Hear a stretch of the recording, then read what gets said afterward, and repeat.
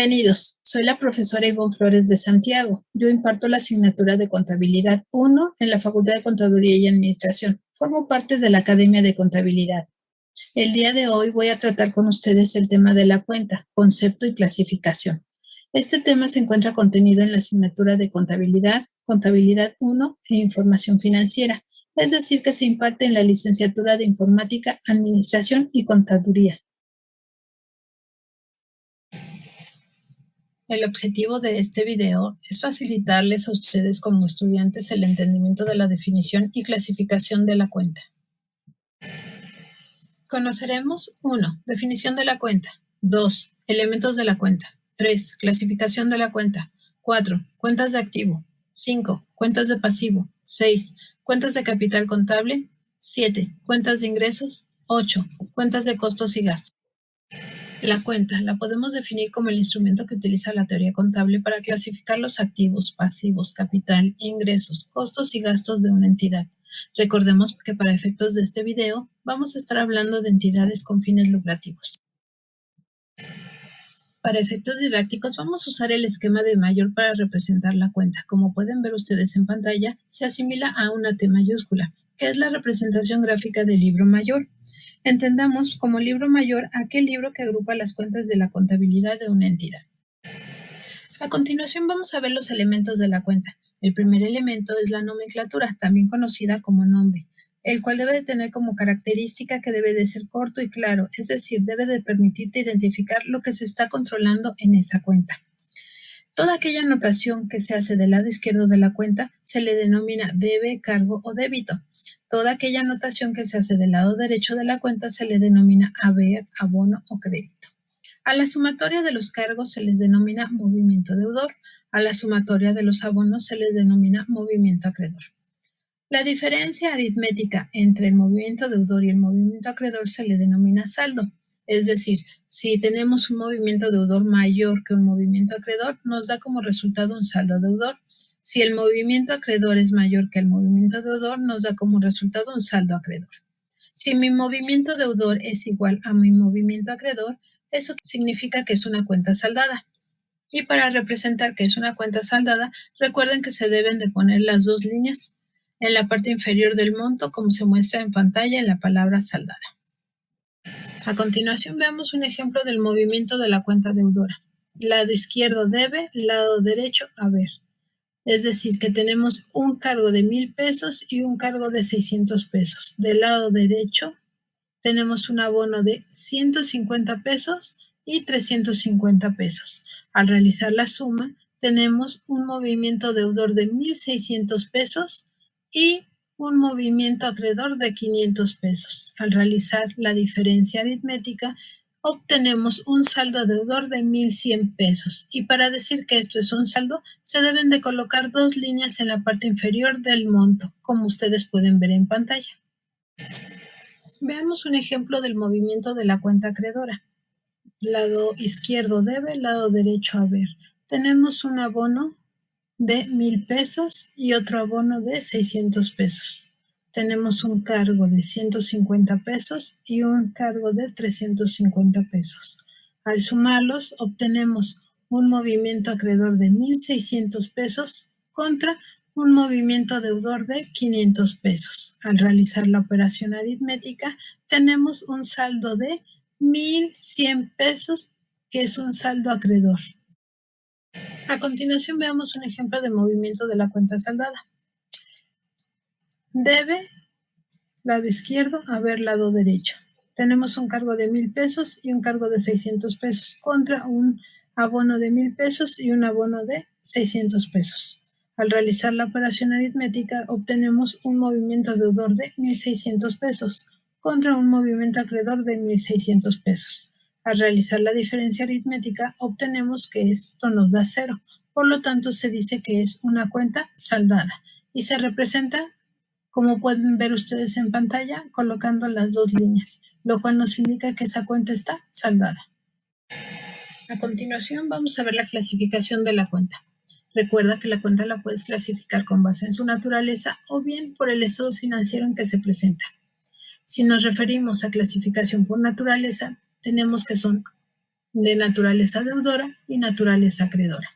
Si es clasificación con base al estado financiero en que se presenta, tenemos el estado de situación financiera o balance general, que se clasifican en cuentas de activo, cuentas de pasivo, cuentas de capital contable. Si hacemos referencia al estado de resultados, serán cuentas de ingresos y cuentas de costos y gastos. Dentro de esta clasificación, podemos incluir la clasificación por naturaleza, es decir, que los activos van a ser de naturaleza deudora, mi pasivo, mi capital contable y mis ingresos serán de naturaleza acreedora, mientras que mis costos y gastos serán de naturaleza deudora. Las cuentas de activo son aquellas que controlan los recursos, bienes o servicios propiedad de la entidad. Los activos, recuerda que se clasifican con base en su disponibilidad, por lo tanto vas a encontrar cuentas de activo circulante y cuentas de activo no circulante. Las cuentas de activo circulante son aquellas cuentas que controlan los recursos, bienes o servicios propiedad de la entidad. Es decir, son aquellas partidas en efectivo que son disponibles en un plazo menor o igual a un año. Y estas se clasifican de acuerdo a su disponibilidad, es decir, lo que se encuentra realmente disponible y lo que puede ser realizable a efectivo. A continuación, vamos a ver unos ejemplos de cuentas de activo circulante. Cuentas de activo circulante disponible. Ejemplo, caja, bancos, instrumentos financieros. Cuentas de activo circulante realizable, clientes, deudores diversos y almacén. Las cuentas de activo no circulante son aquellas que controlan los recursos, bienes, propiedad de la entidad y tienen como característica convertirse en efectivo, o bien son para uso o consumo de vengación que proporciona un beneficio económico a la entidad en un plazo mayor a un año. Las cuentas de activo no circulante las vas a clasificar con base a 1. Muebles, maquinaria y equipo. 2. Intangibles. 3. Otros activos. A continuación, te voy a dar unos ejemplos de cuentas de activo no circulante, correspondientes a la clasificación de muebles, maquinaria y equipo. Aquí vas a clasificar todos aquellos bienes tangibles que tienen por objeto el uso o usufructo en beneficio de tu entidad. Un ejemplo son terrenos, edificios y maquinaria. Cuentas de activo no circulante intangibles. Aquí vas a clasificar todos aquellos bienes que no tienen una sustancia física, pero que son utilizados para la producción o el abastecimiento de un servicio proporcionado por tu entidad, los cuales tienen como propósito generar un beneficio a futuro para la misma. Ejemplo de estas cuentas son derechos de autor, patentes y marcas, gastos de organización. Dentro de la clasificación de las cuentas de activo no circulante, encontramos aquellas cuentas que hacen referencia a otros activos. Es decir, son aquellas cuentas que controlan los activos que proporcionan un beneficio económico a tu entidad. Ejemplo de estas cuentas son terrenos no utilizados, maquinaria no utilizada. Ahora veamos las cuentas de pasivo.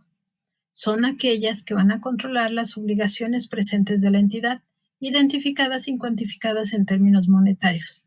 Es decir, que estas cuentas las vas a encontrar clasificadas con base a su exigibilidad de pago y se clasifican en cuentas de pasivo circulante y cuentas de pasivo no circulante.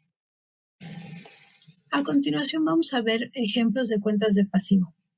Recuerda que el pasivo circulante o pasivo a corto plazo es aquel en el que todas nuestras obligaciones son equivalentes a un año o menores a un año. Aquí tenemos como ejemplo proveedores, acreedores diversos, impuestos y cuotas por pagar, mientras que el pasivo no circulante, también conocido como pasivo a largo plazo, son todas aquellas deudas y obligaciones de la entidad con un periodo mayor a un año. Ejemplo de estas cuentas: hipotecas por pagar, documentos por pagar a largo plazo, rentas cobradas por anticipado a largo plazo. Las cuentas de capital contable son aquellas cuentas que representan el valor residual de los activos, una vez deducidos los pasivos, y se conocen como los activos netos de la entidad. Estas cuentas de capital contable las clasificamos con base en su origen, es decir, en capital contribuido y capital ganado.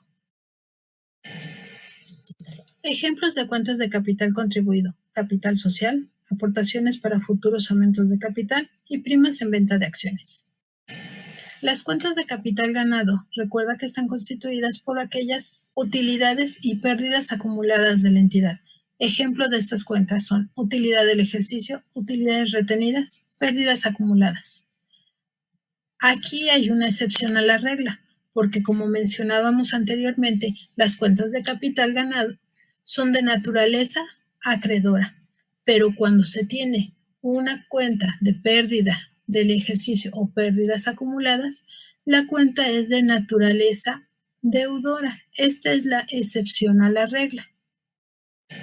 Ahora veamos las cuentas del estado de resultados.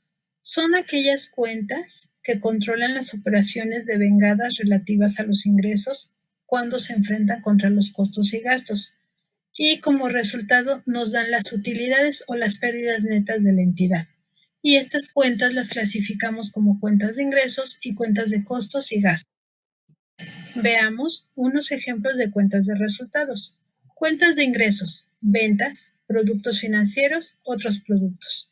Cuentas de costos y gastos: costo de ventas, gastos de venta, gastos de administración, gastos financieros, otros gastos. Por último, vamos a ver la tabla de correspondencia. También es conocida como reglas del cargo y el abono. Recuerda que los elementos de la cuenta, lado izquierdo es el cargo, lado derecho es el abono. Si estamos hablando de una cuenta de activo, recuerda que es una cuenta de naturaleza deudora, por lo tanto va a iniciar y se va a incrementar con un cargo y va a disminuir con un abono. Si estamos hablando de una cuenta de pasivo, esta inicia y aumenta con un abono y disminuye con un cargo. Al igual que las cuentas de capital contable, inician y aumentan con un abono y disminuyen con un cargo. Lo mismo pasa con las cuentas de ingresos. Inician y aumentan con un abono y disminuyen con un cargo. Las cuentas de costos y gastos inician y aumentan con un cargo y disminuyen con un abono. Por eso es importante que tú entiendas la clasificación de las cuentas, ya que su naturaleza es la que te va a indicar cómo va a iniciar el registro contable de esa cuenta, mediante un cargo o mediante un abono. Por eso es de suma importancia que estudies y logres comprender la naturaleza de las cuentas. En conclusión, puedo señalar que es importante comprendas la clasificación de la cuenta con la finalidad de que a ti se te haga más fácil el registro de cualquier transacción financiera de una entidad. Espero que el contenido de este video te haya sido de utilidad. A continuación, te dejo una recomendación bibliográfica con la finalidad de que tú puedas consultarla y así ampliar tus conocimientos. Hasta luego.